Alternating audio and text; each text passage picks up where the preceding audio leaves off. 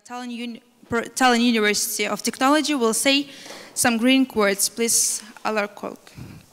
Rectors, distinguished ambassadors, dear guests, welcome very much to our university. It's a very short presentation from my hand to make some introduction of our university. First of all, welcome to Tallinn and also welcome to our university. So many of you already have visited quite many times. I hope you will do so in the future. So our university is classical university of technology, founded around 100 years ago. So it is one of the oldest universities in this region. We have quite classical faculties and colleges, what you will find in many universities.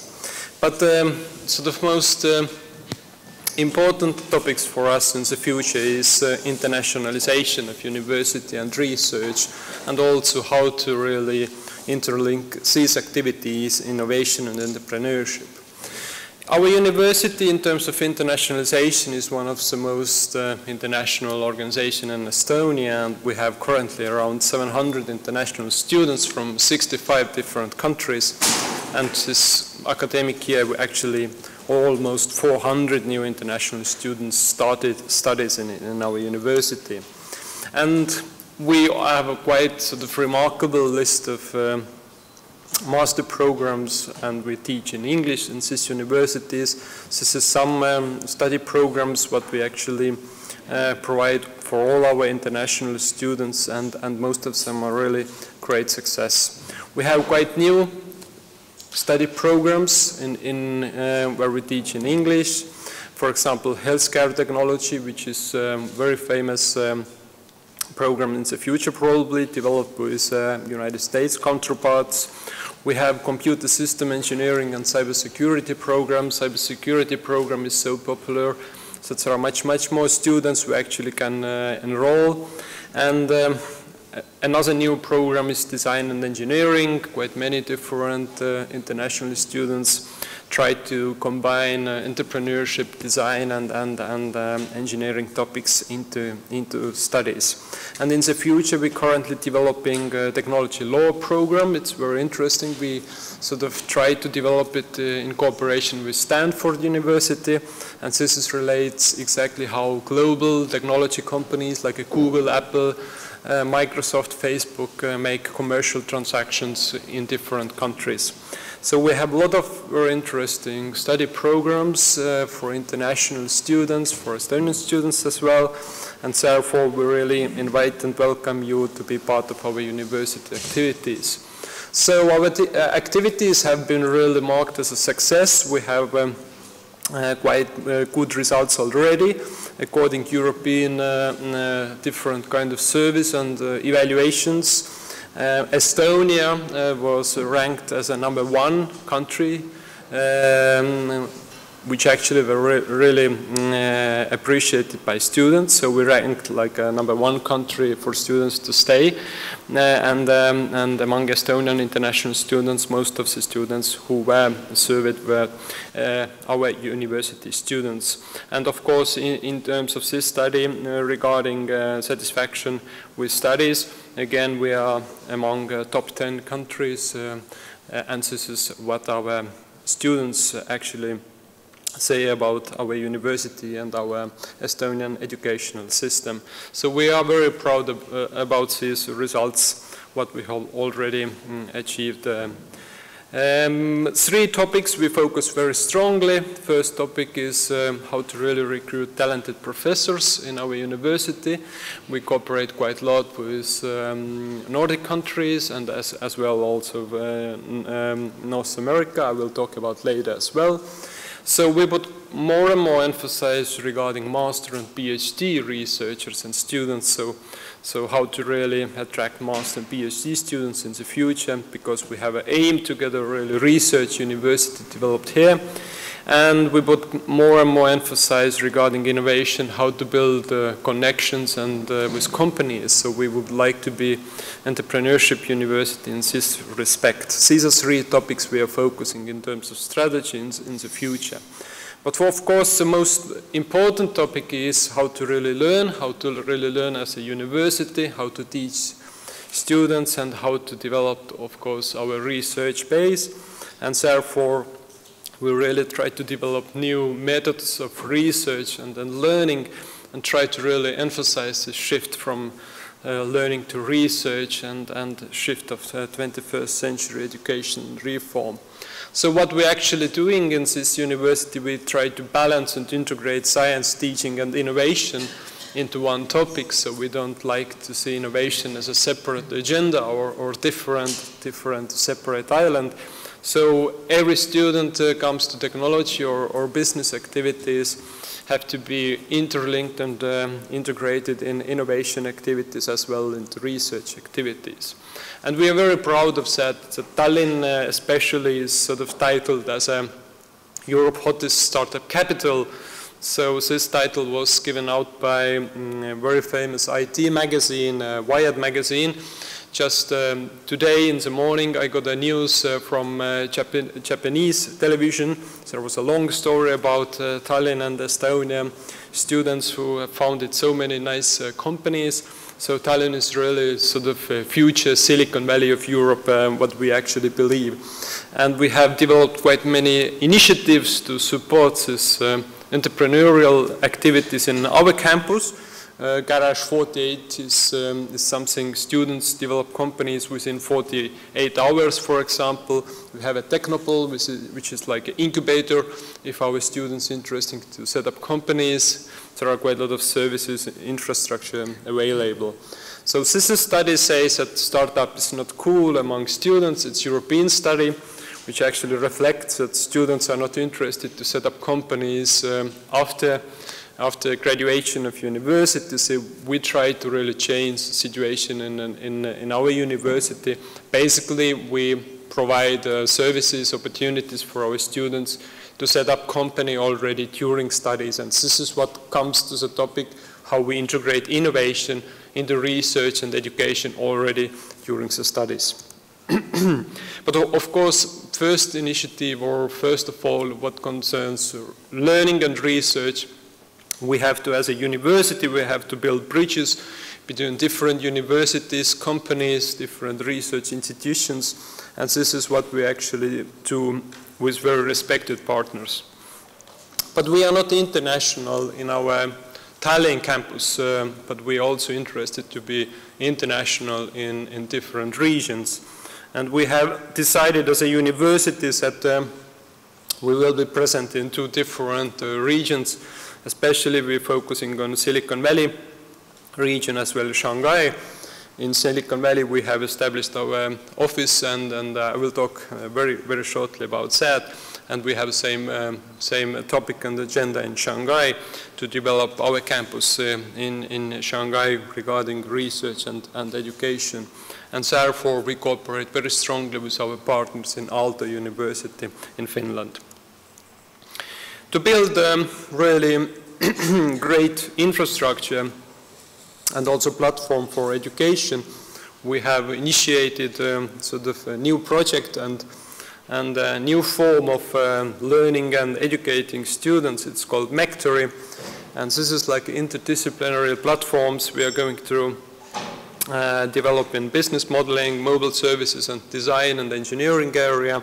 We are interested to set up a special sort of infrastructure and special sort of support schemes for students in order to use PhD or master thesis during the studies in order to really evolve entrepreneurial sort of relationships. In that respect, students really under Mektory activities can establish companies or take master PhD topic and create some projects in cooperation with professors and entrepreneurs. And this goes about applied research, business models, prototypes, and all kind of business strategies. They are interested to come up with entrepreneurs in cooperation with professors. And very great support comes from our Silicon Valley office regarding this. This is some pictures from our office. These are some companies we are interested to cooperate even more strongly.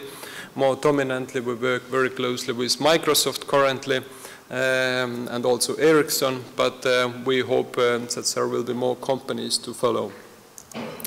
And Silicon Valley is very important for us because of really high quality of research and very good technology companies. And we have, of course, decided to commit ourselves to Silicon Valley, not because it's very easy to have a 24 hours flight to San Francisco, but because it's really, really difficult, but it gives sort of really challenge for our best students and most distinguished professors. And these are really the companies we are focusing currently, and just 2 days from now, in 19th of January, we are going to have a conference. Next room here, we are going to talk about Netflix and PayPal and quite many Apple product company business models in this room with students and professors and corporate partners. So first of all, we are interested about super agile innovation, sort of fundamental teaching and research activities. So this is very strongly present in Silicon Valley, and we hope to develop this kind of super agile innovation study programs also in our university. And currently we have already quite long-term agreement with Berkeley University. We have a mobility of researchers and also staff. And of course, more and more Stanford professors come over to our university to speak up. So this is just a very short sort of list of Stanford and Berkeley professors we had last quarter. Actually, it was a couple of months ago. They presented different kind of technologies and business models in our universities and were involved with teaching. And this year, again related to Silicon Valley office activities, in April we will select who are the first students who actually go to Silicon Valley, and we will make quite a lot of training of our students in Silicon Valley in the next years. In terms of international cooperation, it's not only Silicon Valley and Shanghai, it is also attracting international students. And of course, as we focus on master PhD students, we also get quite strong focus regarding countries. Currently, Finland, China, Turkey are sort of one of the largest population of international students in our university, but in the future we're also aiming India, Brazil and Korea, and we're already preparing quite strong activities in these markets. Just to maybe conclude, it's not the only research university what concerns Tallinn University of Technology. We strongly now developing platforms, interdisciplinary research and also educational programs to facilitate sort of application-oriented or service-oriented research. And this is, we feel, very, very important topic regarding innovation next year also in universities. And we try to build this kind of value chain in our universities from sort of interdisciplinary technology development called Nordic Mectories, Prototype Foundation, Innovation Services, and Technopolis growth agendas. So as I said, we have a Technopolis or technology park and incubator in our university, but also we use quite a lot of incubating services in Silicon Valley. So just to conclude, maybe we have quite unique summer schools coming up.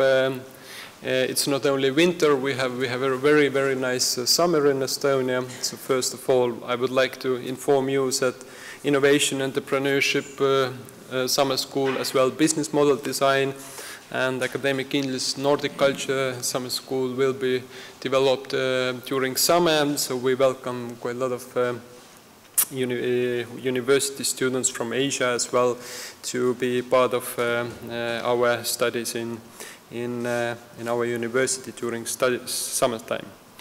So thank you very much. This was a very short introduction about our university, our activities, and once again I would like to welcome you very much in our university, and I hope this conference will be a great success. Thank you very much.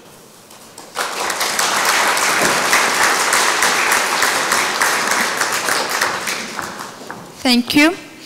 And now our academic panel starts. And firstly, we call here the first speaker, Professor of Tallinn University of Technology, Vice Dean for International Academic Affairs, Head of the Department of International Relations, Peeter Müürsepp.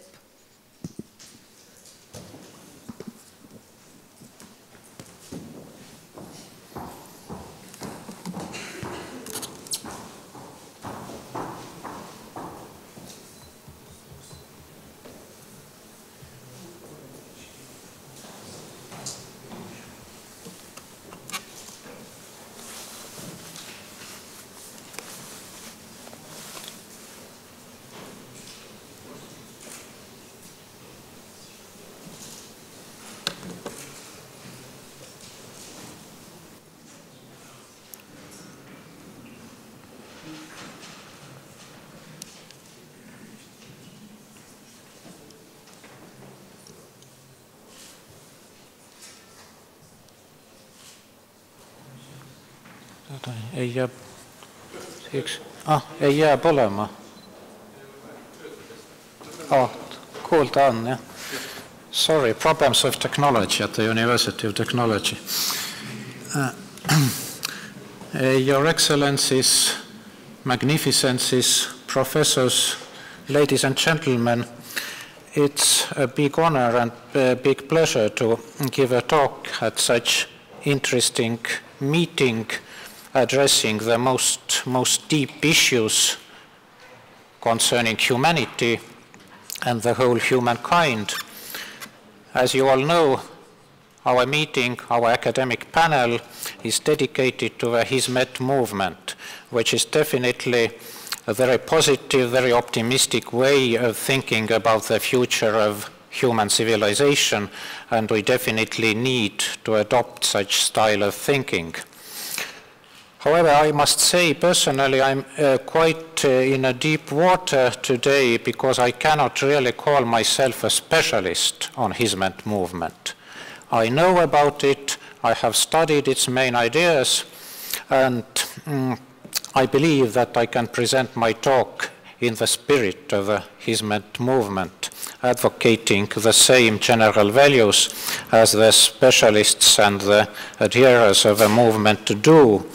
And I think you can apologize my speaking mostly probably about somewhat different issues or basing my talk on somewhat different grounds because my colleagues who will be speaking after me are real specialists on the HisMet movement, and they will be addressing the very heart of the matter.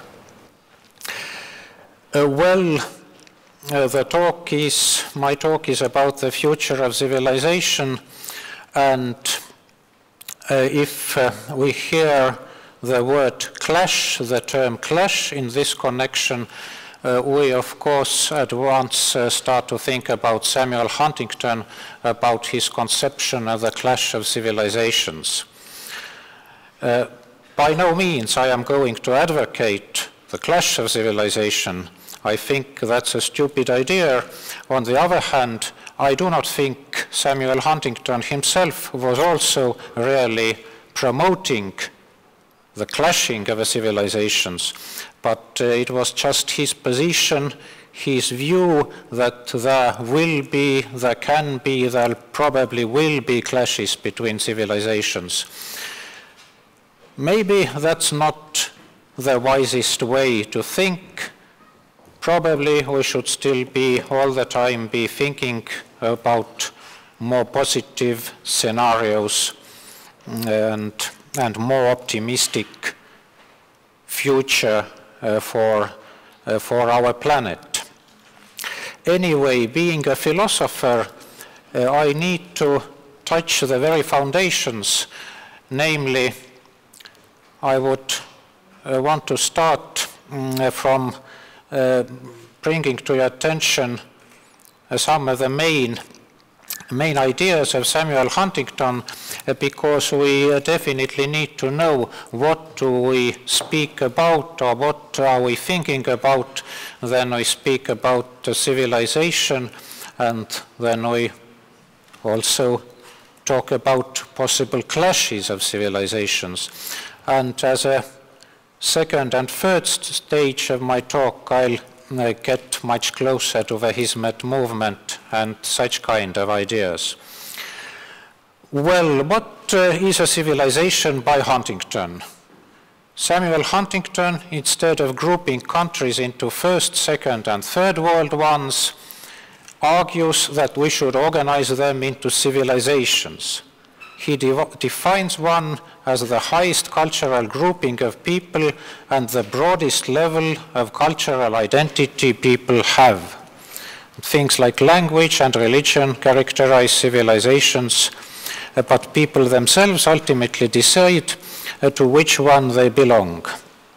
So actually, I would say that Samuel Huntington is even more democratic in his approach than was the previous view of grand divisions of the globe, where the countries were really grouped into first, second, and third worlds, namely putting some ranking on them on different parts of the world. Well, if we speak about civilizations, different civilizations, well, the stress is on that difference. But this is, I would say this is a step in the right direction, but probably not, this is not enough. We should definitely take another step towards dialogue. So what are the civilizations Huntington is talking about normally? As you probably know, first he published a paper which became very well known in the academic world and beyond, and later on he published a whole book, and there are some differences in the division of civilizations, or in breaking the globe down into civilizations in his paper and in his book, but most of the civilizations he is talking about are the same, namely the Western one, containing these parts of the world, as you can see on the screen, the Slavic Orthodox one, Latin America, the Islamic one, African, Hindu, Buddhist, Confucian, and Japanese.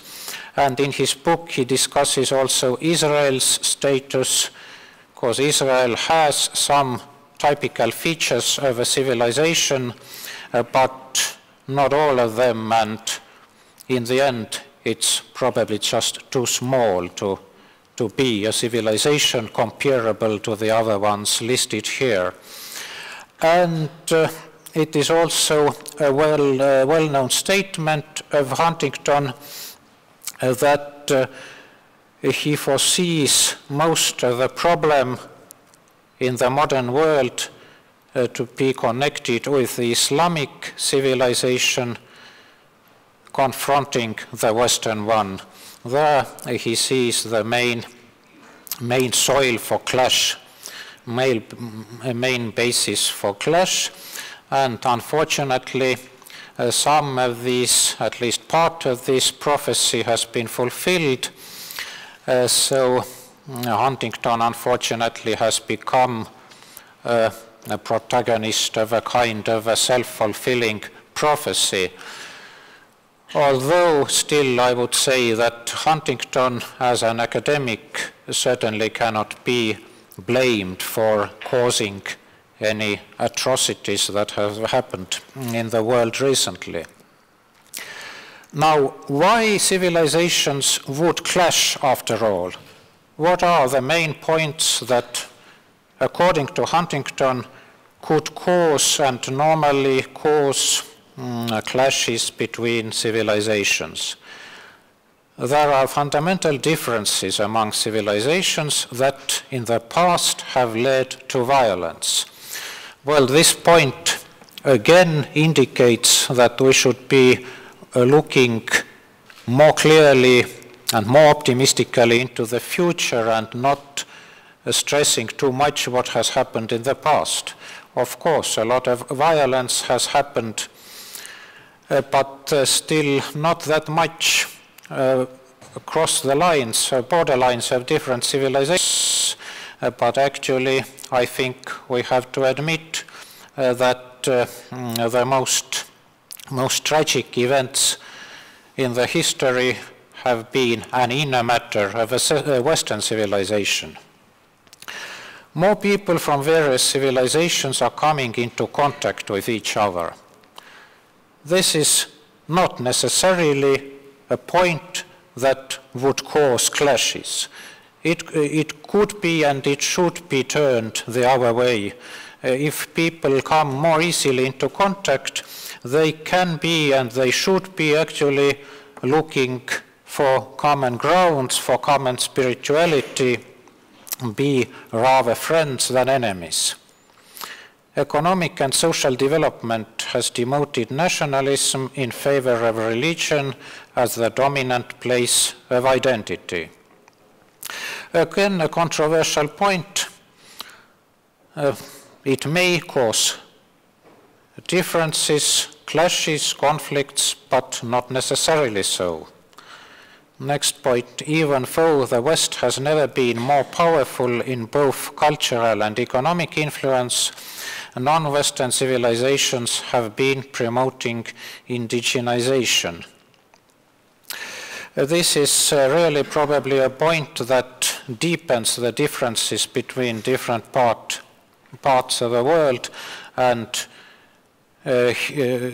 people from humanities and social sciences should deal with this issue very carefully in order to find solutions concerning this really quite fundamental difference in the contemporary society. Next, it's easier to change economic and political differences than it is to change cultural ones. Again, a point that can be turned in favor of a peaceful future of humankind, because if we manage to develop these parts of the world economically that have been not so well developed so far, this all still creates common ground for lesser cultural differences, which is not necessarily good, because cultural diversity is quite important, quite necessary for human society to develop, but this cultural diversity has to be brought to common economic and political grounds. And by political grounds I mean, of course, democracy, which is probably a slippery slope now where I stepped on, but I cannot really see any political system being able to compete or challenge democracy in building up a peaceful society. And last, regional trade has increased among similar cultures and floundered among dissimilar ones. There may have been a period when it was so, as stated here, but again, my belief is that this point can also be turned the other way around, and regional trade can be broadened into real international trade, effective and useful for the whole world society today. So this was the first part. Now I move to the second one and try to find some prerequisites or common ground for the dialogue, because I think really all of us are really convinced that the dialogue is what we really need to be looking for and not any kind of clash. And the weak point concerning the clash, by my mind, is that I do not really see any real common ground for clash. Of course, yes, there are different reasons, different points that can explain why clashes can be possible, but what is the real common ground that there necessarily has to be a clash of civilizations? I do not see anything like that, and that is a point that should really make us more optimistic. But I do see common grounds for the dialogue, and here, of course, the Hizmet movement has been very useful. The ideas of Fethullah Gülen have helped to promote these common ideas, common grounds, common beliefs, common worldviews, ideologies, however we call them, that can bring the human society more closely together. What could be called the main prerequisites for the dialogue? This list here is by no means exhaustive, but still some points can be stressed here. Well, the shift of the stress from a differences to the common ground should be made. How? It is another question, and this question I plan to address briefly in the closing part of my talk. There definitely is the fundamental common spirituality of humankind. This is a basic, very strong, very good point of the Hizmet movement, and I personally very much do agree with this. All the human religions are similar in this point, that they advocate a general, united, solid, common ground, which has never really been directed towards any kind of clashing or violence or misery, but rather the other way around. The common ground for all religions is peace, friendship, and so forth. So there is a common ground for a dialogue. That's, to put it most generally, orientation towards service for humanity. And the Hizmet movement, fortunately, is really advocating, first of all, just this approach, this trend of thought. Now some views, some thoughts about the role of education of knowledge. Of course we need to develop our innate abilities. There is no question